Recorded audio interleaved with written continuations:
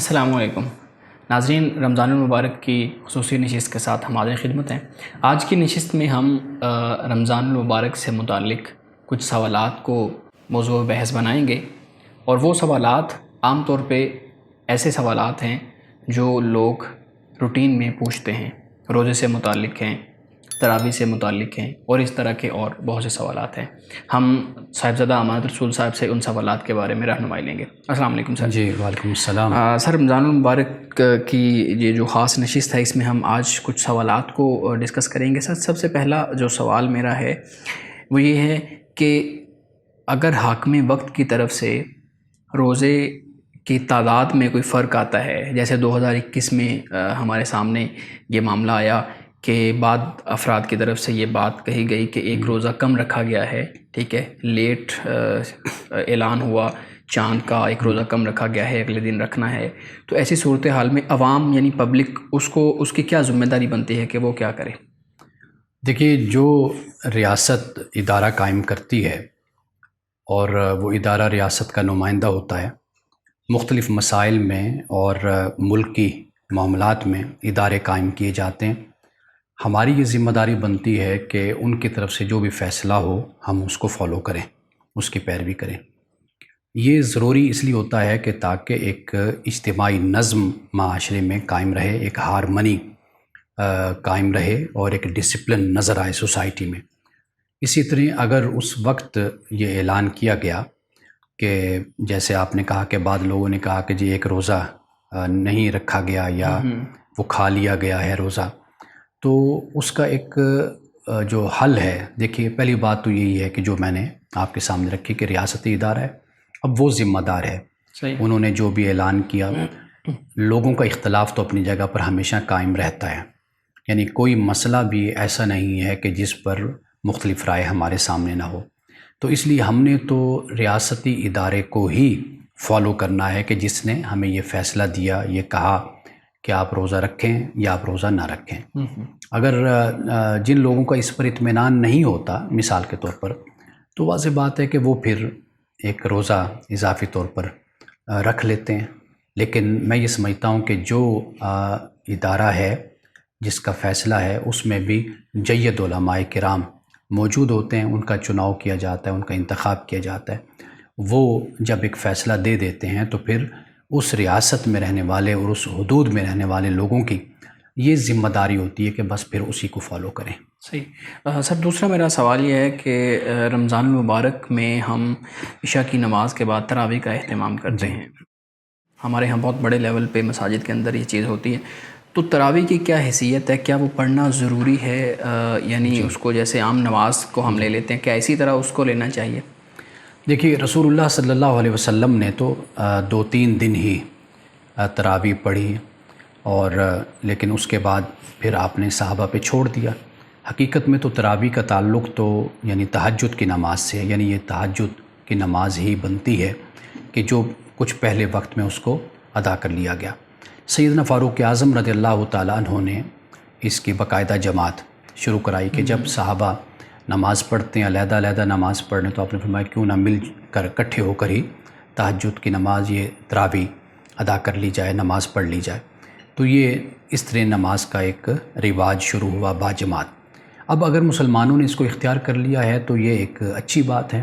اس میں یہ ہے کہ قرآن مجید کی تلاوت کی جاتی ہے، قرآن مجید سنا جاتا ہے، سنایا جاتا ہے، بلکہ یہاں تک بھی ہم نے دیکھا کہ بعض مقامات پر مساجد میں یہ ہوتا ہے کہ 4 رکعتوں کے بعد یا پہلے جو انہوں نے پڑھنا ہوتا ہے اسے وہ خلاصتاً پہلے بیان کر دیتے ہیں کہ ہم نے ان 4 تراویح میں ہم نے یہ پڑھنا ہے، تو وہ پھر اس کے بعد تراویح پڑھی جاتی ہے، پھر اس کے بعد پھر خلاصہ بتا دیا جاتا ہے۔ تو یہ ایک اچھی روایت ہے کہ لوگوں کا قرآن مجید سے تعلق قائم ہوتا ہے، لوگ قرآن سے جڑتے ہیں، قرآن پاک کو سنتے ہیں۔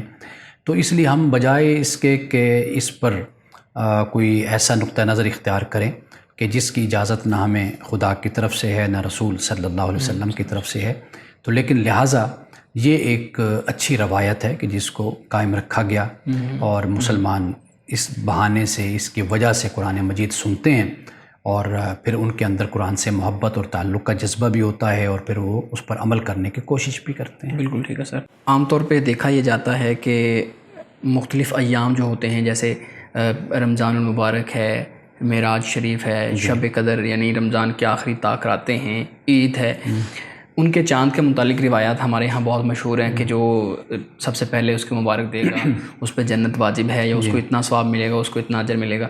اس روایت کی یا اس سے متعلق جتنے بھی روایات ہیں ان کی کیا حیثیت ہے؟ کیا ایسا ممکن ہوتا ہے؟ دیکھیے، روایت جو بھی ہو ہم اس کو پہلے پرکھتے ہیں، اس کو دیکھتے ہیں۔ تو علماء نے ان روایات کے بارے میں یہی کہا ہے کہ یہ موضوع روایات ہیں، یا یہ کہا ہے کہ یہ ضعیف روایات ہیں۔ اور دوسری بات یہ کہ آپ دیکھیے کہ اگر جنت اتنی آسان ہوتی ملنا تو انبیاء علیہ السلام اتنی مشقت بھری زندگی کیوں گزارتے؟ اللہ کے نیک بندوں کو ہم دیکھتے ہیں کہ کس طرح انہوں نے اللہ کے دین کے لیے تنگ دستی برداشت کی، مشکلات سے وہ گزرے، جہاد کیا، قتال کیا، اور اس کے علاوہ کیا کیا قربانیاں انہوں نے دیں۔ تو اگر اتنا آسان ہوتا کہ بس ایسے ہی آپ ایک دوسرے کو مبارک دیں یا ایک آدھا کوئی وظیفہ کر لیں تو آپ جنت کے حقدار ٹھہریں گے، تو پھر ان کو اتنی مشقت کرنے کی کیا ضرورت تھی؟ قرآن مجید نے ہر جگہ پر ایمان کے ساتھ عمل صالح کا ذکر کیا ہے۔ ایمان عمل صالح، ایمان عمل صالح۔ تو اگر قرآن صرف ایمان کو بیان کرنا چاہتا تو بیان کر دیتا، عمل صالح کی ضرورت ہی نہ ہوتی۔ لیکن قرآن پاک نے جن کو جنتی کہا ہے ان کے لیے ایمان اور عمل صالح ان دونوں شرطوں کو بیان کیا ہے۔ تو لہٰذا یہ صرف ایک روایات ہیں، من گھڑت روایات ہیں، ان کی کوئی حیثیت نہیں ہے۔ بالکل ٹھیک ہے سر۔ اگلا میرا جو سوال ہے وہ بیماری سے متعلق ہے کہ عام طور پہ ہمارے ہاں جو دمہ کے مریض ہوتے ہیں یا اس طرح سانس کے جو مریض ہوتے ہیں وہ انہیلر استعمال کرتے ہیں، یعنی ایسی دوائی جو کھائی نہیں جاتی نا، اس کو ہوا کے ذریعے لیا جاتا ہے، یا انہیلر کا جب میں نے ذکر کر دیا تو آپ اسے سمجھ گئے ہوں گے۔ کیا اس چیز کا استعمال روزے کی حالت میں درست ہے؟ دیکھیے، پہلی بات تو یہ یاد رکھیں، خاص طور پہ ناظرین سننے والے، کہ یہ وہ مسائل ہیں کہ جو جدید دنیا کے مسائل ہیں، جدید زمانے کے۔ رسول اللہ صلی اللہ علیہ وسلم کے زمانے میں یہ مسائل موجود نہیں تھے۔ تو لہٰذا اگر آج کوئی مفتی کوئی رائے دیتا ہے، کوئی عالم کوئی اور رائے دیتا ہے، تو آپ کا جس پر اطمینان ہو، دلی اطمینان ہو، آپ اس پر عمل کر لیں، اس لیے کہ یہ جدید زمانے کے مسائل ہیں۔ بہت سے مسائل ایسے تھے کہ گزشتہ دور میں ہم سنتے تھے کہ جی اس سے روزہ ٹوٹ جاتا ہے، لیکن آج اس پر ہمیں فتویٰ یہ ملتا ہے کہ جی اس سے روزہ نہیں ٹوٹتا۔ مثال کے طور پر کان میں تیل ڈالنے سے، اب میرے نانا جان روزے کی حالت میں کان میں تیل ڈالا کرتے تھے۔ اچھا، میری والدہ ساری زندگی یعنی جب وہ دنیا سے چلے بھی گئے تو اس پریشانی میں رہی کہ ان کے روزے قبول بھی ہوں گے یا نہیں ہوں گے، کیونکہ انہوں نے روزے کی حالت میں کانوں میں تیل ڈالا تھا یا وہ ڈالتے تھے۔ جبکہ آج ہم یہ دیکھتے ہیں کہ علماء کہتے ہیں کہ کانوں میں تیل ڈالنے سے روزہ نہیں ٹوٹتا۔ اب یہ کیوں فرق پڑا؟ فرق اس لیے پڑا کہ جیسے جیسے وہ سائنسی تحقیق آگے بڑھی تو اس سے معلوم ہوا کہ کانوں میں تیل ڈالنے سے کوئی بھی اس کا تعلق آپ کے حلق سے، آپ کے جسم سے کوئی اس کا تعلق نہیں بنتا۔ تو اب علماء نے کہا کہ جی کانوں میں تیل ڈالا جا سکتا ہے۔ تو اس لیے یہ بات یاد رکھیے کہ آپ جس رائے کو بھی اختیار کریں اس پر آپ تھوڑا سا مطالعہ، تحقیق، 2-4 علماء کی رائے کو سن لیں، اس میں جو پھر آپ کو بہتر لگے آپ اس کو اختیار کر لیں۔ یہ جو آپ بات کر رہے ہیں انہیلر کی، چونکہ کہا جاتا ہے کہ یہ اس میں ایک لحاظ سے پانی بھی ہوتا ہے اور اس سے ٹھنڈک انسان کے گلے کو ملتی ہے۔ وہ حدیث ہم دعا پڑھتے ہیں جس میں وابتلت العروق کے الفاظ آتے ہیں، رگیں تر ہو گئیں۔ اب یہ جو انہیلر ہے اس سے واقعی رگیں تر ہو جاتی ہیں، یعنی انسان کو ایک جسے کہتے ہیں نا طاقت سے، ایک انرجی سے ملتی ہے، اور وہ جو ایک پیاس کا احساس ہوتا ہے وہ احساس بھی کم ہو جاتا ہے، کیونکہ یہ ٹھنڈک بھی ہے اس میں۔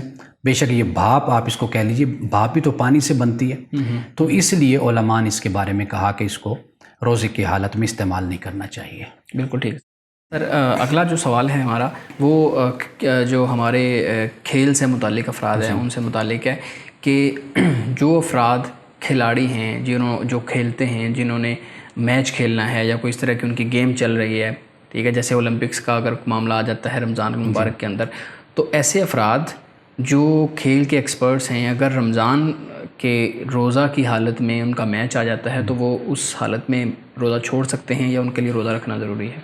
دیکھیے، پہلی کوشش تو مسلمانوں کی یہی ہوتی ہے اور یہی ہونی چاہیے کہ وہ روزہ رکھیں، یعنی روزے کو ہر حال میں ترجیح دیں اللہ کی عبادت کو۔ دیکھیے جو وقت ہے نا عبادت کا، اللہ تعالیٰ نے جو بتایا اور فرمایا، حکم دیا، اس میں اس وقت میں جو آپ کی عبادت ہے اس کا جو مقام اور مرتبہ ہے اس جیسا پھر کوئی اجر اور ثواب نہیں ہے۔ مثال کے طور پر جیسے احادیث میں بھی آتا ہے کہ ایک شخص رمضان المبارک میں ایک روزہ چھوڑ دیتا ہے، لیکن بعد میں چاہے وہ اب اس کے بدلے میں سارا سال بھی روزے رکھتا رہے نا، تو وہ جو اس کا مرتبہ اور مقام ہے وہ اپنی جگہ پر قائم دائم ہوتا ہے۔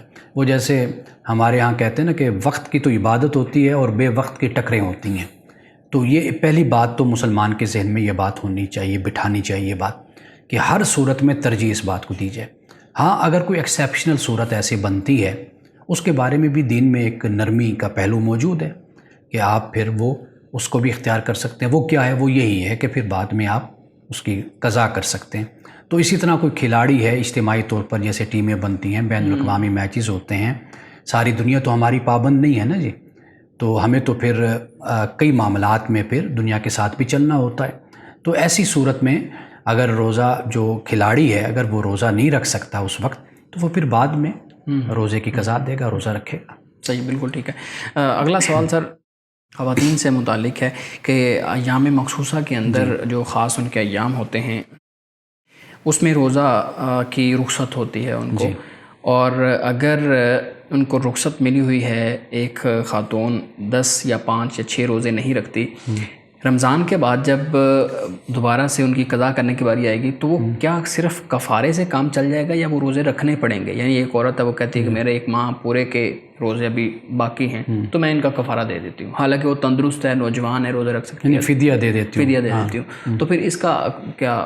دیکھیے نماز ہے، اللہ تعالیٰ نے رسول اللہ صلی اللہ علیہ وسلم نے یہ رخصت دی کہ اب عورت ہے ہر مہینے 7 دن 10 دن اس کے ایسے آتے ہیں، اب نمازیں معاف ہیں، بالکل، یعنی ان کی قضا وہ نہیں دے گی، کیونکہ یہ لا نکلف نفسا الا وسعها، اللہ تعالیٰ فرماتا ہے کہ وسعت کے مطابق ہم تکلیف دیتے ہیں، یہ وسعت سے بڑھ جاتی ہے بات کہ ہر مہینے اب وہ اس کے 10 دن کی نمازیں ہیں، وہ نمازیں آپ دیکھ لیں کہ کتنی بن جائیں گی، تو اس کے لیے بہت مشکل ہے نا، نمازیں معاف ہو گئی۔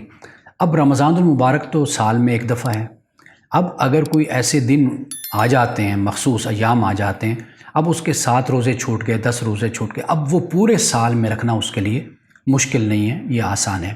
لیکن میں نے ایک بار شاید یہ گزارش آپ سے کی تھی، اس مسئلے پر بات کی تھی کہ جب انسان یہ دیکھتا ہے نا کہ میرے لیے بہت مشکل یہ ہوتا جا رہا ہے، حالانکہ انسان صحت مند ہوتا ہے، اور ہمارے ہاں 2 انتہائی پائی جاتی ہیں نا، یا تو ہم کہتے ہیں بس یہ اب شیخ فانی بن گیا، مرنے کے قریب ہو گیا، اب ریکوری کی کوئی صورت نہیں ہے تو لہٰذا اب یہ فدیہ دے دے، یا دوسری صورت یہ ہوتی ہے ہمارے ہاں یہ ایک انتہا ہے، اچھا والا صحت مند اور روزے رکھ سکتا ہے، سب کچھ ہے، نہیں رکھے گا ہوگا جو میں فدیہ دے دیتا ہوں، یہ دونوں انتہائی ہیں۔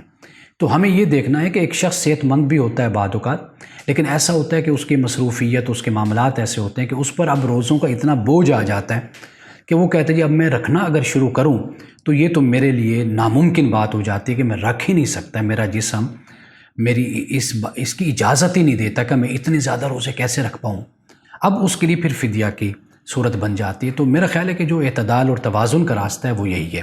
یہی معاملہ عورت کے ساتھ ہے کہ وہ جو 7 دن 10 دن کے روزے ہیں وہ اس کے لیے بہت آسان ہیں، لیکن اگر پریگنینسی کے روزے بھی شامل ہو گئے اور کبھی بچے کو دودھ پلانے کے بھی روزے شامل ہو گئے، ادھر سے مخصوص ایام کے روزے بھی، اب دیکھیں نا کافی کچھ بڑھتا چلا گیا، اب اس کے لیے پھر صورت یہی ہے کہ وہ فدیہ دے دے گی اور آسانی کے ساتھ، یعنی اس کا جو یہ فرض ہوگا وہ ادا ہو جائے اور اگلے رمضان کی پھر وہ تیاری میں۔ سر اسی سے متعلق ایک اور سوال ہے کہ اگر کوئی عورت اپنے مخصوص ایام کے اندر روزہ رکھنا چاہ رہی ہے، مطلب وہ کہہ رہی ہے کہ میں روزہ رکھ لوں گی، مجھے تکلیف اور ان چیزوں کو میں برداشت کر لوں گی، تو کیا یہ مطلب اس کے لیے الاؤ ہے کہ وہ ان ایام کے اندر روزہ رکھ سکے؟ نہیں، یعنی کہ وہ ان دنوں میں روزہ نہیں رکھے گی، اللہ پاک کی طرف سے ایک رخصت ہے، اور جس حالت میں عورت ہوتی ہے اس حالت میں بہت کچھ ایسا ہے کہ جس سے وہ حکم ہی عورت سے اٹھا لیا گیا، جیسے ہم نے نماز کا ذکر کیا، نماز کا حکم اٹھا لیا گیا، اور بہت سے ایسے عبادات کے معاملات ہوتے ہیں کہ جو حکم عورت سے اٹھا لیا جاتا ہے. تو گویا کہ یہ ایک عورت کی سہولت ہے، آسانی ہے، تو اس کو وہ اختیار کرے. بالکل ٹھیک ہے. سر آج کل کرونا وائرس اور یہ معاملات جو چل رہے ہیں تو ویکسینیشن کا عمل بھی چل رہا ہے، اور رمضان المبارک میں گورنمنٹ نے الاؤ بھی کر دیا ہے کہ وہ آپ عمرہ کر سکتے ہیں. جی. تو یہ مسئلہ میرے پرسنل ہی مجھے کسی نے پوچھا کہ اگر عمرے پہ جانا ہے تو گورنمنٹ کہتی ہے کہ بوسٹر ڈوز لگوائیں، پہلے دونوں ویکسینیشن کروائی ہوئی ہیں، بوسٹر ڈوز لگوائیں، تو روزے کی حالت میں کرونا ویکسین اس کا کیا حکم ہے؟ پھر لگائی جا سکتی ہے، نہیں لگائی جا سکتی، کیا اس کا حکم ہوگا؟ اس کا یعنی سمپل جواب علماء کرام نے بڑی تفصیل کے ساتھ اس پر لکھا ہے، اور چونکہ اس طرح کے مسائل اور بھی دیگر ساتھ جڑے ہوتے ہیں جیسے انجیکشن ہے، انسولین وغیرہ، یہ سب کچھ، تو اس کی اجازت ہے کہ اس سے روزہ فاسد نہیں ہوتا، خراب نہیں ہوتا. آپ یعنی ویکسینیشن کروا سکتے ہیں، بوسٹر ڈوز لگوا سکتے ہیں، صحیح انسولین بھی لے سکتے ہیں، اور انجیکشن بھی لگوا سکتے ہیں. ٹھیک ہے سر. ایک اور مسئلہ ہے رمضان المبارک کے روزے سے متعلق تو نہیں ہے لیکن مطلقاً روزے سے متعلق ہے کہ نفلی روزے کی جب ہم بات کرتے ہیں تو ہمارے ہاں ایک یہ چیز بیان کی جاتی ہے کہ رسول اللہ صلی اللہ علیہ وآلہ وسلم کے فرمان کے مطابق کہ عورت نفلی روزہ جب رکھے تو وہ اپنے شوہر یعنی اپنے مرد کی اجازت سے رکھے. تو کیا اجازت لینا ضروری ہے اس معاملے کے اندر؟ دیکھیے یہاں پر پھر وہی بات ہے کہ دونوں کی میوچل انڈرسٹینڈنگ ہونی چاہیے. مرد کو عورت کی ضرورت ہے، عورت کو مرد کی ضرورت ہے، باہمی طور پر مشورے کے ساتھ ایسے معاملات کہ جس میں کسی کے حق میں رکاوٹ بن جاتی ہے. مثال کے طور پر بہت کچھ ایسا ہے کہ جو مرد کی طرف سے ہوتا ہے تو عورت کے لیے وہ رکاوٹ بن جاتا ہے، تو وہ پھر مرد کو بھی چاہیے کہ اپنی عورت کے ساتھ مشورہ کر کے وہ قدم اٹھائے.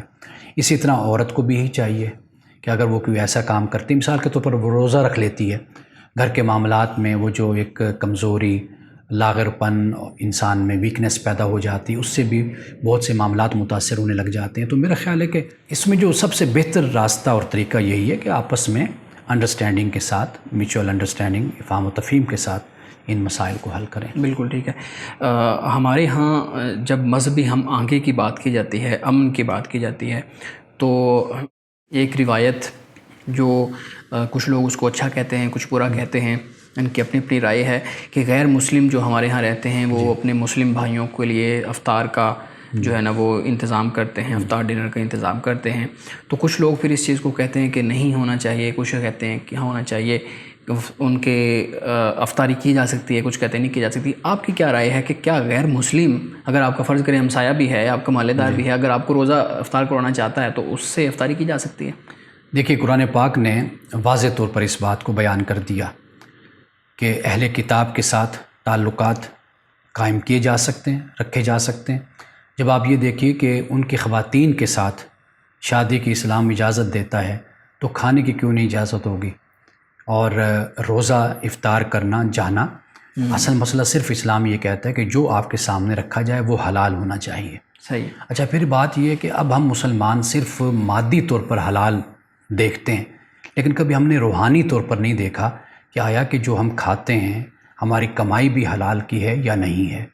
تو یہ بات بھی بڑی توجہ طلب ہوتی ہے کہ صرف یہ نہیں کہ آپ کے سامنے کیا پڑا ہوا ہے، حرام کا ہے یا حلال کا ہے، آپ یہ بھی دیکھیے کہ کمائی بھی کیسی ہے، اس پر بھی ہمیں توجہ کرنی چاہیے. اس لیے کہ حلال کمائی سے دعا قبول ہوتی ہے، حرام کمائی سے دعا رد کر دی جاتی ہے. تو اس لیے اگر اہل کتاب کسی بھی غیر مسلم کی طرف دعوت ہے تو معاملہ صرف اتنا سا ہے کہ جو آپ کے سامنے رکھا جائے گا وہ حلال ہے یا حلال نہیں. حلال ہے تو بالکل آپ جائیے. غیر مسلم آپ کو آپ کے روزہ افطار کرواتا ہے، عید پہ بلاتا ہے یا کسی اور خوشی کے موقع پر بلاتا ہے تو بالکل جانا چاہیے. اس میں کسی قسم کی کوئی ممانعت نہیں ہے. ممانعت دو چیزوں کی ہے، ایک تو شرک نہیں ہونا چاہیے، دوسرا یہ کہ وہاں پر فحاشی، اگر کوئی بھی یعنی کوئی مسلمان بھی کوئی پارٹی کرتا ہے، اگر اس میں بھی کوئی فحاشی کا عنصر شامل ہے یا غیر شرعی معاملات ہیں، وہاں پر بھی اللہ کے حکم کی خلاف ورزی ہو رہی تو آپ وہاں پر نہیں جائیں گے. تو میرے خیال اصول جو ہے وہ یہ ہے، اللہ کا حکم کس سے اللہ نے منع کیا اور کس کی اللہ نے اجازت دی ہے، یہ اصل اصول یہ، اس کو فالو کر لیا جائے. صحیح، بالکل ٹھیک ہے. سر آخری میرا اس سے متعلق سوال، اگر ایک شخص نے روزہ رکھا ہوا ہے، تندرست ہے اور بیمار پڑ گیا تو بیماری کی حالت میں اب ڈاکٹر اس کو یہ سجیسٹ کرتے ہیں کہ آپ روزہ ختم کر دیں، آپ روزے کو توڑ دیں، تو اس کے لیے کیا حکم ہے کہ وہ روزہ توڑ دے؟ اگر وہ روزہ توڑے گا تو اس کے اوپر پھر قضا آئے گی، کفارہ آئے گا؟ اس کو تھوڑا سا واضح کر دیں۔ دیکھیے ڈاکٹر کی جو رائے ہے وہ حتمی رائے ہے، ٹھیک ہے، اس کو فالو کرنا چاہیے۔ دیکھیے وہ انسان کہ جو اب ایک تکلیف میں ہے، ڈاکٹر دیکھ کر اس کو بتاتے ہیں کہ اگر آپ نے یہ عمل کیا تو آپ کی یہ بیماری بڑھ بھی سکتی ہے، آگے بھی جا سکتی ہے۔ اب اس بیماری کو آگے بڑھانا، جب وہ آگے بڑھے گی تو خود بخود اس کے اندر بھی پچھتاوا پیدا ہوگا کہ میں اچھی بات ہے کہ میں ڈاکٹر کی بات کو مان لیتا، تو ڈاکٹر کی بات حتمی بات ہے کہ اسی کو تسلیم کیا جائے گا۔ اور اگر وہ روزہ توڑ دیتا ہے تو پھر اس کی قضا ہوگی، اس کا کفارہ نہیں ہوگا۔ اس لیے کہ کفارہ ہمیشہ اس پہ ہوتا ہے کہ بے وجہ ارادتاً جان بوجھ کر انسان روزہ توڑ دیتا ہے، جنسی تعلق قائم کر لیتا ہے، تو اس پر روزہ پھر اس پر یعنی اس کا کفارہ ہوتا ہے۔ تو ورنہ دوسری جو بھی صورت ہوگی اس میں صرف اور صرف قضا یعنی ہے۔ ریزنیبل جو صورت ہمیں اسلام نے بتائی ہوئی ہے اس کے مطابق پھر بالکل ٹھیک ہے سر۔ ناظرین اور بہت سے سوالات ہیں، لیکن چونکہ وقت کی قلت ہے، ہم دوبارہ سے ایک اور نشست میں، خاص طور پہ سوالات کی نشست میں حاضر ہوں گے۔ آپ اپنے سوالات، جو آپ کے مسائل ہیں، سوالات ہیں، وہ ہمیں ضرور بھیجیے گا۔ ہمارا یوٹیوب چینل ہے، اس کے اوپر بھیج سکتے ہیں، ہمارا فیس بک چینل ہے اس کے اوپر بھیج سکتے ہیں، فیس بک پیج پہ بھیج سکتے ہیں۔ تو ہم آپ کے جو کویشچنز ہوں گے ان کو بھی ایڈریس کریں گے۔ ہمیں اجازت دیجیے، خدا حافظ۔